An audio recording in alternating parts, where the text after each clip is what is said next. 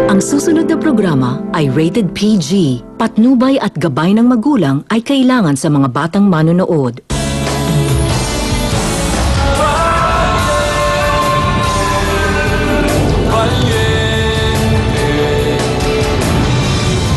Gusto kong mapanood.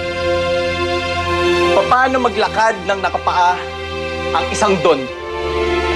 Papalag ka! Sisiguraduhin namin makukulong kayong lahat. Maubos ako, maubos lahat ang meron kami. Pumapayag na akong makasal ka kay Leona. Tama ang narinig mo, Gardo. Pumapayag kaming lahat, pati si Myla, na makasal ka kay Leona. Akuin mo lang ang bata.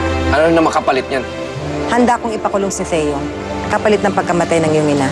Dado, huwag ka magpapadala sa dulas ng dila ng babaeng yun. Hindi ka pa ba natututo? Tapos ipapakulong ba daw si Don Teo? Imposible yun. Minsan lang ako nawala, ang dami nang nagbago ah. Ano bang nangyayari dito, Myla? Okay lang mo ba sa inyo? Tawagin ko kay Mama. Sure, Mama. Yung bago ko kasi makalimutan lahat, yung tungkol doon sa pinag-usapan natin.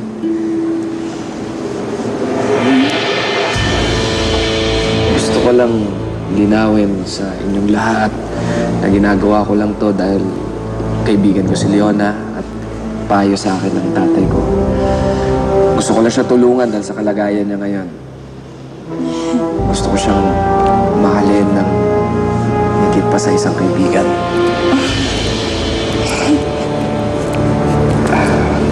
Pasensya na ho sa nagawa kong kaguluhan. Tsaka, Mama, yung tungkol doon sa kasunduan natin, pwede nating hindi na ituloy yun. Hindi ko kayang ipakulong si Theo kapalit ng kasalan nito. Hindi ko kaya magpakulong na kaibigan eh. Huwag ko kayo mag-alala. Bukal na bukal po ito sa loob ko. Ma, ano yung sinasabi ni Gardo? Let me explain. Ipapakulong mo ko dahil sa kasalang ito. Sabi ko na nga ba? Sandali, Theo. Sabi ko na eh. Excuse me. Theo, sandali. Huwag kang magtaas ng boses sa kakaya sa bisita. Ma?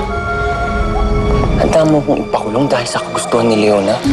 Alam mo naman, di totoo lahat ng sinasabi niyan eh. Puro palabas lang yan. Ang importante, may sasalo sa kapatid mo. Hindi nang gugustuhin ng papa mo. Baka siya pa nga mag-imbita sa mga valyente. Eh, bakit si Gardo pa? Bakit siya? Bakit hindi? Kaya mo ko ipahamak? Hindi kita ipapahamak. Hindi ko magagawa sa'yo yun. Mayos ka. Ngayon, Theo, babalik tayo dun. Makikipagsaya tayo, magdamag, kasama ng mga valyente.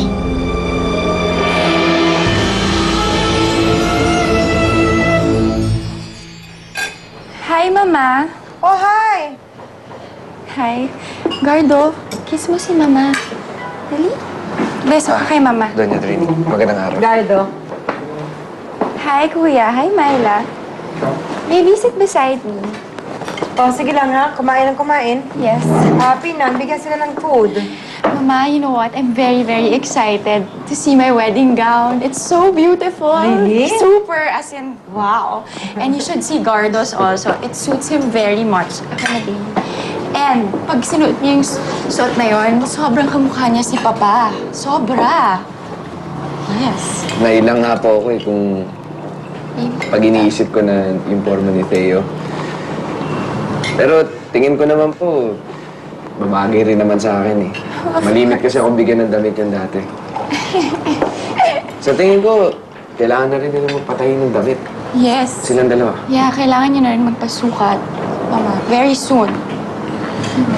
Ay, teka lang. Okay. Eh, si Gardo. Akin na, akin. Oh. Baby, what are you doing? Pare. Ha? Okay na ako. Okay na ako. Gardo? Baby, stop. Milo, Hindi, busog. Gardo, come here. kulang pa ba yan? Baby, busog na. Stop it. Stop it. Huwag mong gagawin yan. Sino Pinang nagagawa niyan, baby? Stop it na. Sigurado ka? Bubo ka na lang, Gardo. Sit Ayos down. lang naman. Pinang, paki-hold. Ikaw mag-serve. Please sit down and kumain ka. Pahingi. Siya nga pala, Gardo, pwede bang dito ka na lang magstay overnight? Sige na. Dito na lang siya mag-overnight. Okay lang? No problem. Leona, Yes. konting oras na nga lang yung natitira sa akin para kita, agawin mo pa. Alam mo, pagkasal na tayo, lagi naman tayo magkikita dito kailangan mo lang siguraduhin sa akin na pagdalawin natin si Itay. Of course, baby. Teka, sandali nga. Sandali. Ma, ibig sabihin ba niyan dito yung titira? Oo! Kuya, why? He's my husband. What's wrong with that? Diba? Oo, mas marami tayo, mas masaya. May husband ka. Di ba? Yes. Si Gardo, wala pang alam. What do you want? Maraming salamat. At sa tuwing makikita ko kayo, naaalala ko ang aking pinagmulan. Kayo ang inspirasyon namin ni Armando sa pagbuo ng bahay pangarap. At sa bawat pangarap, may kasiyahan. Katulad ng nararamdaman ko ngayon. Dahil madaragdagan ang aking pamilya ng isang balyente. Na siya ko rin ikinagulat. Siguro naman ay naririnig nyo na. Ang iba ay mabuti, karamihan ay masama. Pero anong aking magagawa? Ito ang aking kapalaran. Itinuturing ko itong isang milagro. Ipinakikilala ko sa inyo ang aking anak na si Leona at ang kanyang mapapangasawang si Gardo Valiente. Maraming salamat. Maraming salamat.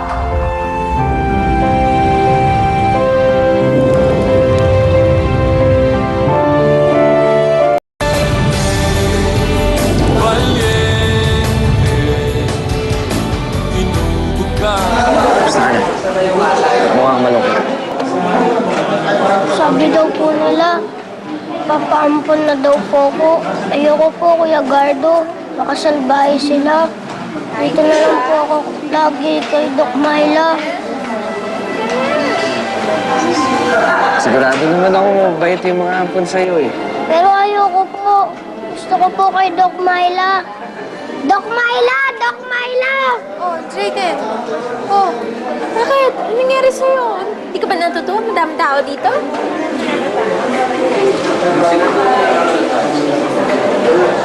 Alam mo, kung seryoso ka sa pagpapakasal sa kapatid ko, bakit hanggang ngayon, dala mo pa rin yung rosaryo? Bakit hindi ba bagay sa akin? Madasalin din naman ako tulad mo. Alam ko may ginagawa kang masama dati. May binabala ka. Please na, huwag mo lang sasaktan si Leon. Binabalaan mo ba ako? Hindi na nga kita makilala eh. Utang na loob. Alang-alang lang sa pamilya ko. Pamilya mo. Yan ang hiling-hiling niya. Bella, delikado yung ginagawa niyo. Delikado. Balita ng pagsasalib ng mga bragansa at mga balyente. Nababahala kami, Kadamyan. Mawawalan ng boses ang mga magsasaka pag nagkataon. Roger, si Gardo lang ang napabilang sa kanila, hindi ako. Pero hindi na maalis ang pag-aalala sa mga kasama natin, Kadamyan. Kaya nga kami biglang napasugod dito eh. Madaling makikilingan yung mga desisyon pagka nagkataon. Paano kung kausapin ka ni Gardo? Alang-alang doon sa mga bregansa. Kilala ka namin. Hindi mo papahihindian ang anak mo. Kung wala kayong tiwala sa akin, mas mabuti pa siguro magbitiw na lang ako. O kaya hindi na lang ako makikilahok sa lahat ng desisyon tungkol sa asyenda. Alam ko naman simula ngayon kahit anong sabihin ko, lalagyan niyo na lang ng kulay. Hindi sa ganoon. Pero yun ang tinutumbok niyo. Dito ako sa lupang ito nabuhay. Kaya kahit anong paraan, ipaglalaban ko to. Ang asyenda ay buhay ko. Pero iba na rin ang usapan kung ang makapangyarihang nakaluklok ngayon ay kaanib niyo, Kadamyan. Ilang beses ko ba sasabihin, hindi ko sila kaanib?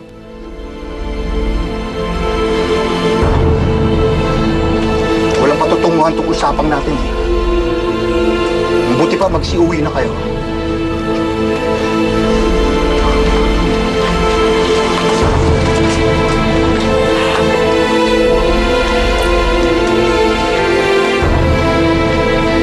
Ano ba naman kasi ito pinasok ni Gardo ko na siya mapigilan. Eh, kadam yan, konting hinahon lang ho. Eh, pasasaan mo din yan kung di maiintindihan niyo rin yung ginagawa niya. Ewan ko, Aristo.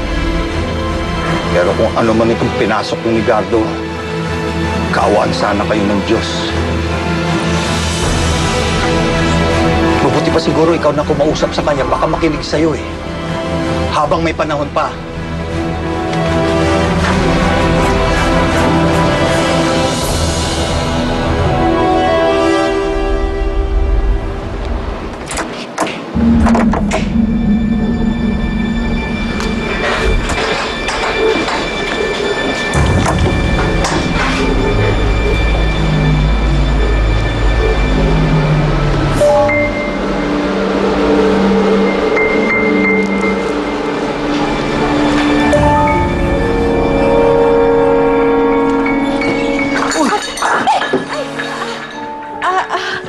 Ginulat mo ako.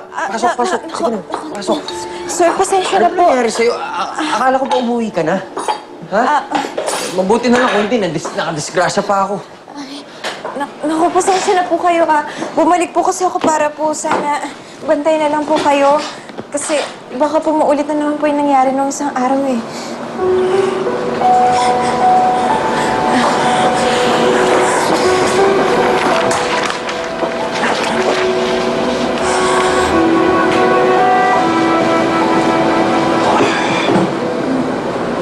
May kailangan ka?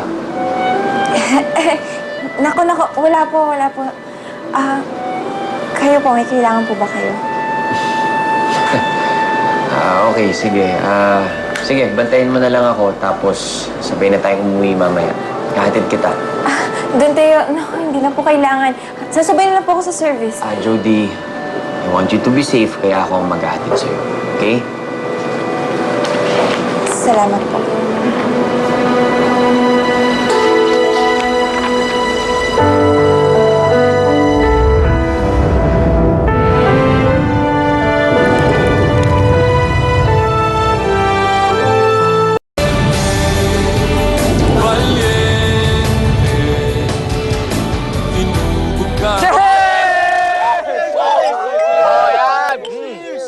Ay, inom ka, inom.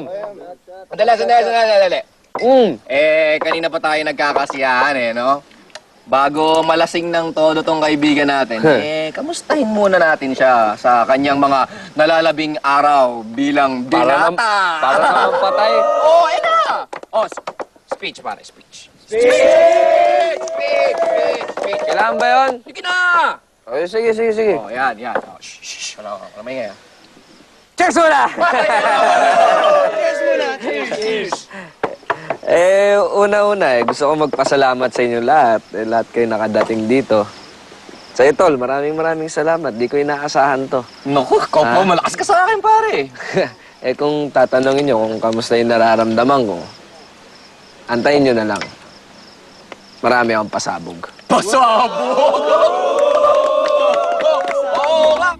Well done, Theo. Our first appointment as soon as we arrived in Manila is a meeting with the Koreans and other investors for the Paradise Resort. The venue is arranged na rin po. And I'll let you pick the food you want for the meeting. Tsaka meron din po kayong dinner meeting actually, with your lawyers. And naayos ko na rin po yun. Bukas naman po, we will coordinate. Sir?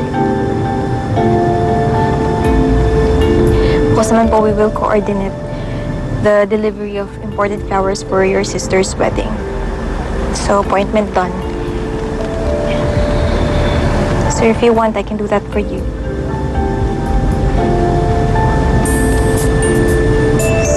So, Don Theo, is that a yes or no? It's a yes. Okay po. Well then, the next day naman po, we will buy your gift for Leona. Nakausap ko na po yung jeweler and magpupunta po siya sa bahay. Well, she will present more designs to choose from. Pero don't worry po dahil na-order ko na po yung gusto niya. Jody, I want to have a relaxing trip.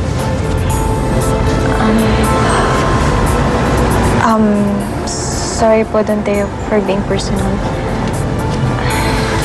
Alam ko po marami po kayong inisip. And kung kailangan niyo po na makakausap, nandito lang po ako. Hindi ko man po maintindihan, pero kailangan niyo pong ilabas yung nasa sa loob niyo.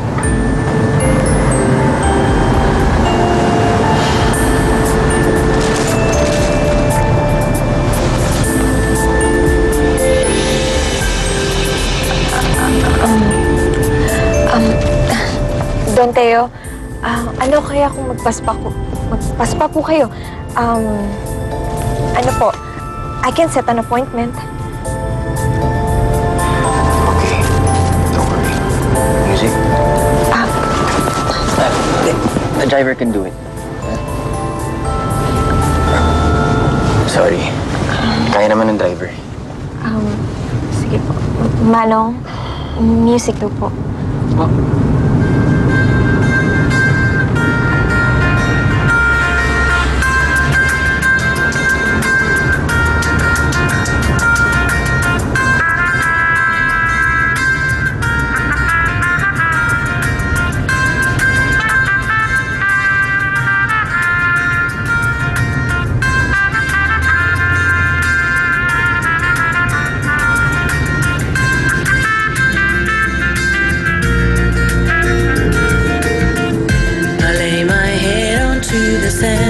Next to you, my dear old friend, I reach out and grab your hand, take you to the promised land. I lay my head onto the sand.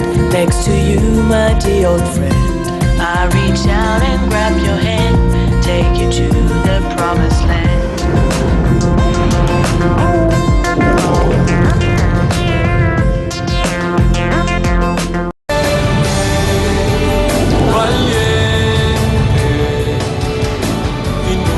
Ilang buwan na lang. Tatay na si Ton. Oh, yan si Gardo. Mabilis, matalino, magaling, pero hindi maingat. Ay, maingat ako, ha? Oh, hindi! Doon na lang tayo.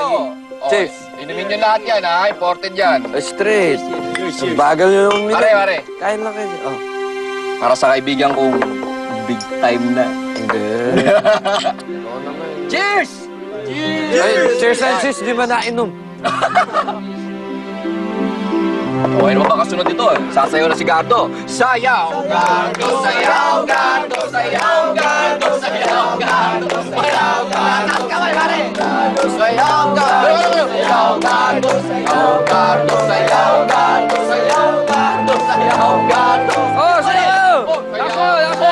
Paano? Oh, sayaw. Ate, ulikod! Ganun!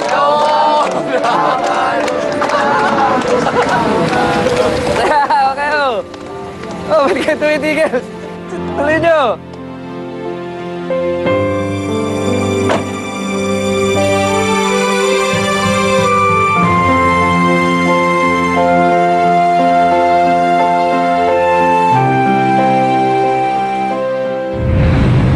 Pwedeng hindi na muna natin tuloy itong lahat. May panahon pa. Hindi ko atrasan to responsibilidad ko yung tayo. Paninindigan ko to. Para sa'yo. Mama? Bigay yan ni Doña Corazon. Pinamamana ko na sa'yo. Mama, it's so beautiful. I know. Alam mo, masaya naman ako para kay Leona. Siguro ito lang talaga yung tadhana ko. Pagkatapos ng kasal, lalayo na lang ako. Kayla, huwag na huwag mong gagawin yun. Yan ang pinakamalaking pagkakamaling magagawa mo. Ikaw, Gardo Valiente, tinatanggap mo ba na makaisang dibdib si Leona Braganza? Panahon na para malaman ninyong lahat ang buong katotohanan. Gardo, tama na yan, ha? Pasensya na! Handa na ako mamatay ngayon. Panahon